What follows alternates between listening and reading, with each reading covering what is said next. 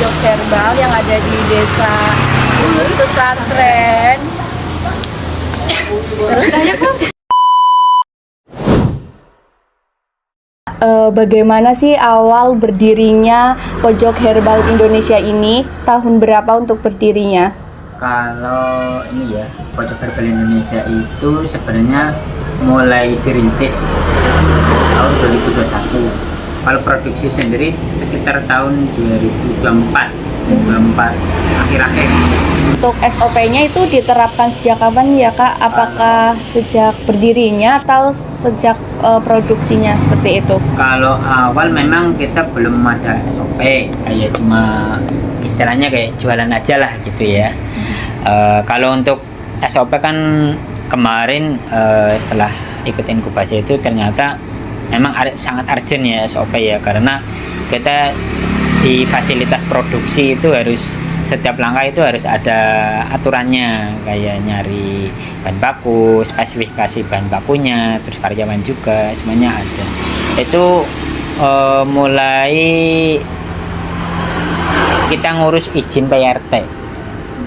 PRT itu dari ya 2000, masih 2024 ya, awal bulan-bulan awal itu udah ada izin PRT. Di sana ada kita harus mencantumkan kayak alur produksi, terus kemudian hygiene sanitasinya seperti apa buat kebersihan karyawan. Cuma sekedar itu, sebenarnya banyak karena kita ngacu dari acuan BPOM, SOP di pangan olahan. Jadi nanti itu bisa diterapkan untuk di izin PRT. Sebenarnya hampir-hampir sama, cuma sekarang belum komplit ya, baru izin sanitasi aja. Jadi kalau ada apa-apa juga di saya juga.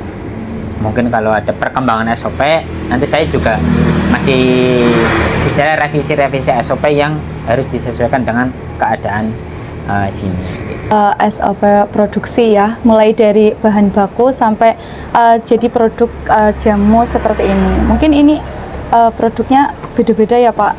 Nih, ada yang ini kunyit asem. Okay. Sebenarnya kalau produk yang jamu kita ada dua nih, namanya sari rempah. Jadi ada kunyit asem sama jahe serai. Okay. Mungkin dari yang produksi ini dulu Pak. Sari rempah dulu ya. Kalau sari rempah kita dari petani. Dari petani kita juga sudah menerapkan kayak apa ya, sumbernya. Jadi bahan bakunya itu dari awal sudah istilahnya kita pilih yang bagus. Sama memang awal-awal itu susah ya nyari bahan baku yang bagus, kayak kunyitnya, jahenya yang benar-benar siap panen. Nah, kalau rempah, main di rempah itu harus rempahnya yang udah matang. Kalau kayak kunyit udah ketika musim kemarau, nah itu salah satu indikatornya. Kalau musim penghujan itu kandungannya belum tinggi, jadi ketika dibikin kunyit asam punya kurang terasa, kebanyakan air, sari patinya kurang. Begitupun jahe, makanya kita harus pilih-pilih dari supplier. Kemudian untuk naruh ya bahan bakunya itu harus sebisa mungkin jangan langsung sentuh lantai juga. Penyimpanan juga jangan lama-lama. Ketika rempah ini nanti tersimpan terlalu lama, dia kan menguap karena ada airnya. Nah, ketika menguap nanti susah untuk dicuci. Terus setelah itu kita timbang sesuai kebutuhannya. Jadi yang paling bagus yang utuh, terus nggak busuk, itu pilih-pilih. Kemudian ada itu namanya sortasi basah, istilahnya kayak SOP sortasi basah untuk memilih rimpangnya dari tanah, dari kotoran, terus dari yang rusak-rusak, terus sortasi basah. Kemudian dicuci.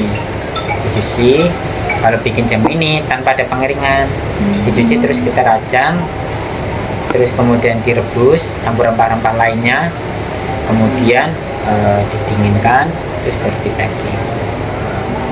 Berarti ini untuk pengambilan bahan baku membelinya itu dari petani yang di sini atau dari mana?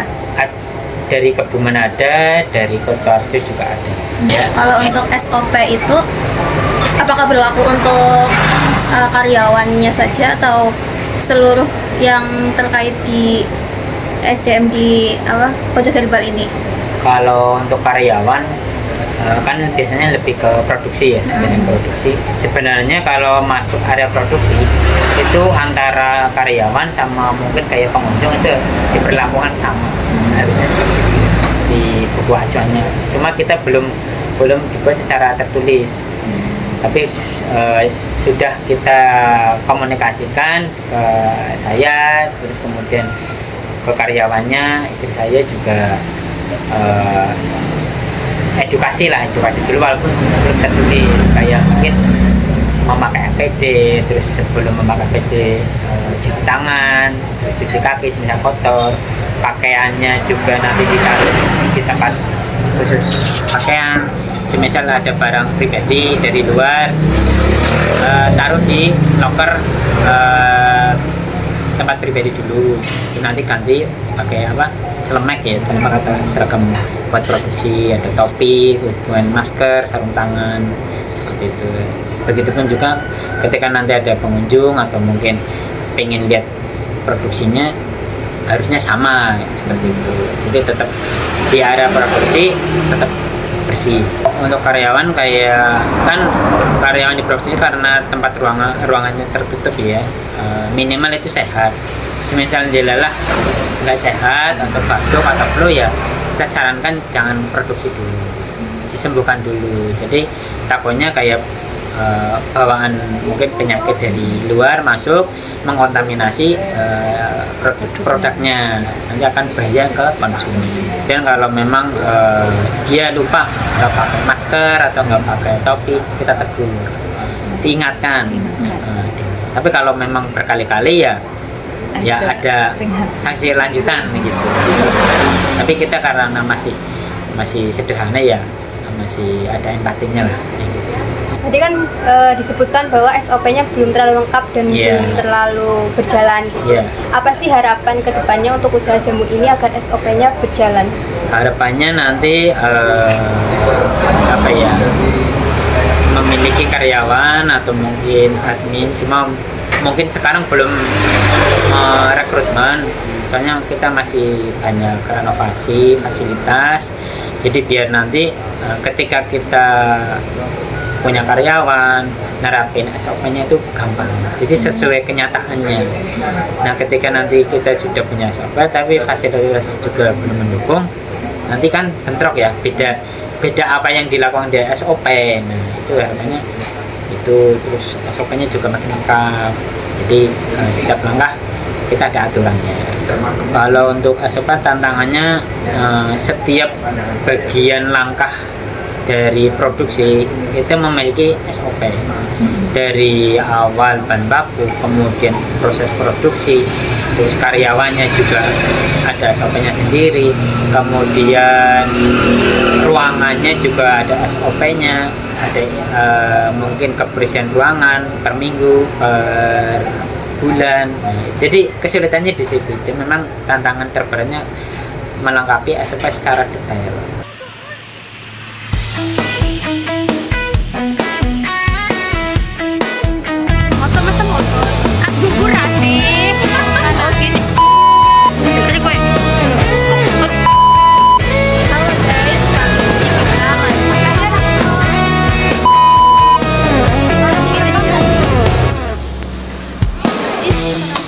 Halo guys, kali ini kita lagi ada di Jamu Pojok Herbal yang merupakan di Desa Petanakan.